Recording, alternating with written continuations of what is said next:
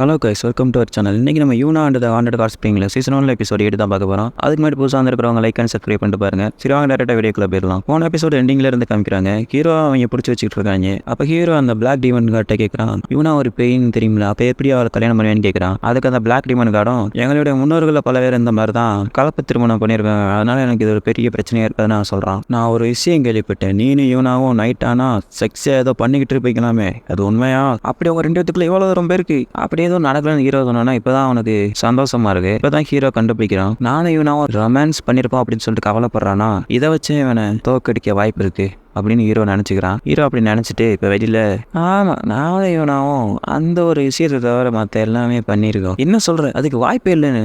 ஆமாம், நாங்கள் அதை தவிர மற்ற எல்லாத்தையும் பண்ணோம். நீ அப்புறம் அதை பண்ண போச்சு, இதெல்லாம் சரியில்லை வத்துக்கு அப்படின்னு அவன் ரொம்ப உக்ரமாயிடுறான். ஹீரோவுக்கும் அவன் நினச்ச வேலை நடந்துடுச்சு. சகிரி, என் வேலையை நான் கரெக்டாக பார்த்துட்டேன், இனிமே எல்லாம் உன் கையில் தான் இருக்குது அப்படின்னு ஹீரோ நினைக்க, சகிரி யூனா இருக்கிற ரொம்ப கண்டுபிடிச்சி வந்துடுறா. கொக்கராசி இங்கே தான் வந்திருக்காரு அப்படின்னு சொல்லிட்டு யூனாட்ட அந்த பொண்ணு சொன்னோன்னே யூனா இப்போ தான் ஸ்மைல் பண்ணுறா. சரி வாங்க யூனா இருந்து போகலான்னு சொல்லி சகிரி சொல்லிக்கிட்டு இருக்கும்போதே பின்னாடி இருந்து யாரோ தாக்குறாங்க சகிரியை. பார்த்தா நம்ம ஒவ்வொரு தான் அட்டாக் பண்ணுறான். இப்போ அவங்க ரெண்டுத்துக்கும் சண்டை நடந்துகிட்டு இருக்கும்போது யூனா அந்த சின்ன பொண்ணை மட்டும் இங்கேருந்து எப்படியோ தப்பிச்சு போயிருன்னு சொல்லிட்டு அனுப்பி வச்சிடுறா. ஒவ்வொரு சகிரியை தோக்கடிச்சிடுறா. இப்போ வெளியில் என்ன நடக்குதுன்னு காமிக்கிறாங்கன்னா, ஹீரோ அந்த மாதிரி பேசுறதுனால கார்டு என்ன பண்ணுறாருன்னா, ஹீரோவுக்கு இன்னும் கொஞ்சம் பனிஷ்மெண்ட் ஏற்றி கொடுத்துட்டாரு. யூனாவும் அப்படி பண்ணதுக்காக உனக்கு நான் தண்டனை கொடுத்தே ஆகணும்னு சொல்லிட்டு பக்கத்தில் இருக்கிற சோல்ஜர்கிட்ட சொல்லி அந்த கள்ளத்துக்கு மண்ணிலே போட சொல்ல, அந்த நேரம் பார்த்து ஒவ்வொரு வந்து, மாஸ்டர் யூனாவுக்கு ஹெல்ப் பண்ண வந்த ஒருத்தரை பிடிச்சிட்டேன், ஆனால் ஒருத்தி மட்டும் தப்பிச்சிட்டான்னு சொல்கிறா. அது மட்டும் இல்லாமல் இந்த பொண்ணுகிட்டையும் ஸ்பிரிச்சுவல் பவர் அதிகமாக இருக்கு, இவ்வளவு உங்களுக்கு ஒய்ஃபா கரெக்டாக இருப்பா அப்படின்னு ஒவ்வொரு வந்து கேன்கிட்ட சொன்னோன்னே, சகீரியா ஓகே அப்படின்னு சொல்லிட்டு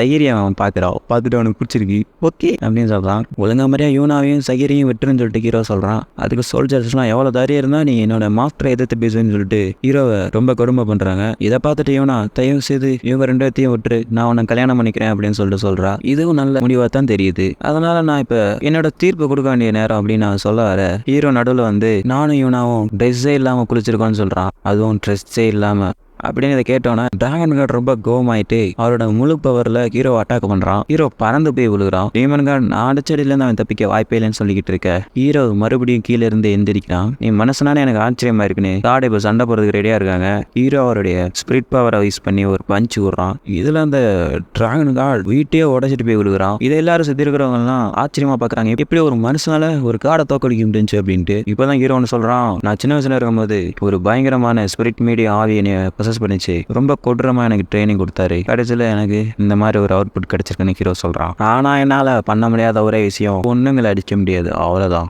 ஒபோரா வந்து ஒரு பிளாஷ்பேக் யோசிச்சு பாக்குறா. ஜெனிட்ஸிரோட அம்மா வந்து ஒபோரா கிட்ட சொல்லியிருப்பாங்க, எப்படியாச்சும் நீ வந்து ரியூகாவை பாதுகாக்கணும், ரியூகா கிளானை எப்படியாச்சும் நீங்க தான் பலப்படுத்தணும் அப்படின்னு சொல்லிட்டானே.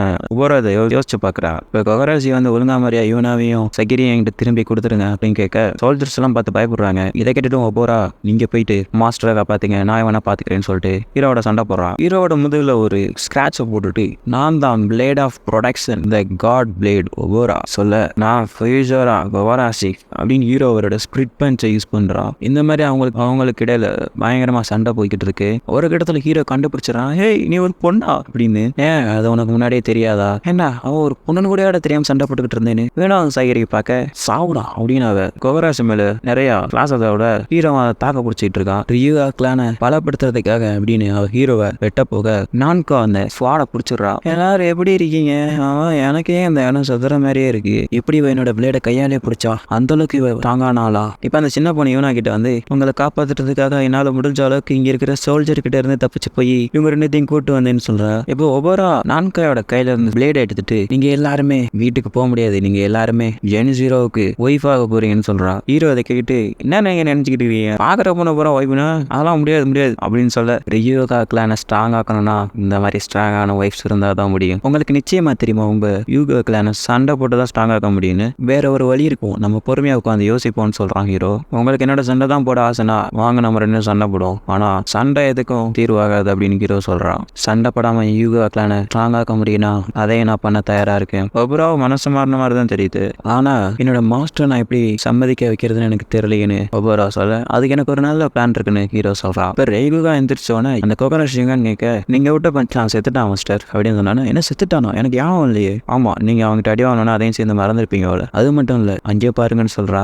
பார்த்தா இவனாவும் சகிரியும் பாய் பாய் அப்படின்னு சொல்கிறாங்க. இவனோ சகிரி என்னை விட்டு போறீங்களா? அவங்க 2 பேரோட ஆசையை நிறைவேறிடுச்சு மாஸ்டர், அதுவும் உங்களை லவ் பண்ணனால. ஆனால் சகிரி எப்படி? உண்மையிலேயே சகிரியும் ஒரு பேய் தான் மாஸ்டர். இப்போ இவனாவும் சகிரியும் பாய் சொல்ல பின்னாடி என்ன நடக்குதுன்னு காமிக்கிறாங்க. இப்போ அவங்களோட பவரை யூஸ் பண்ணி தான் இவனாவையும் சகிரியும் பறக்க வச்சுட்டு இருக்காங்க. இந்த பொண்ணுங்க மனசுல நான் இடம் பிடிச்சோன்னா இவங்க சொர்க்கத்துக்கு போறாங்கன்னா இனிமே நான் கோஸ்ட் பொண்ணை கல்யாணம் பண்ணக்கூடாது, பத்திரமா போயிட்டு வாங்க அப்படின்னு சொல்லிட்டு ஜெயின்ஸ் ஹீரோவும் வழி அனுப்பி வைக்கிறான். இவனா ஹீரோவை பார்த்துட்டு பேசாம நான் அவரோட மேரேஜ் பண்ணியிருந்தா நல்லா இருந்திருக்கும்லன்னு சொல்றா. ஹீரோ திரும்பி அப்பனா உங்களுக்கு அதுதான் ஆசையான்னு கேட்க, இல்ல இல்ல இல்ல உங்களுக்கு நான் கஷ்டம் கொடுக்காம வச்சிருப்பேன்ல அப்படின்னு நான் சொல்றா. அப்படிலாம் இல்லை இவனா, எனக்கு நீங்க தொல்லையா இருந்தீங்கன்னா நான் உங்களை காப்பாத்தே வந்திருக்க மாட்டேன்ல. உங்களுக்கு ஏன் இருக்கா? நான் உங்களை ஃபர்ஸ்ட் பார்த்தப்ப உங்களை நான் சந்தோஷமா வச்சுக்கிறேன்னு உங்கள்கிட்ட சொன்னது. இதை கேட்டது இவனா ஆமான்னு சொல்ற. அதுவும் கண் கலைஞ்சிக்கிட்டு, ஈஸ்வரா கோவராஷி உன்னுடைய சக்தி என்னுடைய மாஸ்டர் கடியில் பயங்கரமா இருக்கு, அதனால உன்னை நான் தோக்கடிக்கிற வரைக்கும் நான் ஓய மாட்டேன் ஒபோரா சொல்ல. எல்லாரும் பத்திரமா வீட்டுக்கு வந்துடுறாங்க. இப்போ ஹீரோ அடுத்த நாள் காலையில கண்ணை முடிச்சு பார்த்தா பக்கத்துல